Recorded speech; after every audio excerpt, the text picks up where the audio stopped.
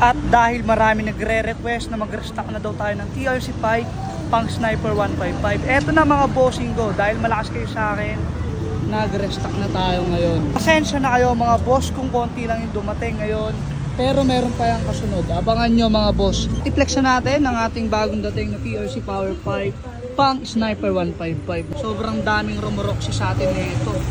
Sa mga hindi pa nakakalam, ang TRC Sniper 155 natin mga boss, hindi yan adjustable sound kagaya ng MBR1. Ito yung mga kasama ng mga bossing ko, tip cover, hip guard, at elbow. Mayroon na siyang bang sensor mga bossing. Ang suot nga pala ng elbow na ito mga boss ay 32mm. Ito, sinuot na natin yan. Ayan mga bossing, 32mm. Ito pa yung mga available natin mga boss. Honda Click, MIUI 125, at meron din tayong Aerox B2 and Aerox B1. Sa mga gustong rumoksi ng ating TRC Power 5, alam nyo na mga boss, dito lang yan sa KCC.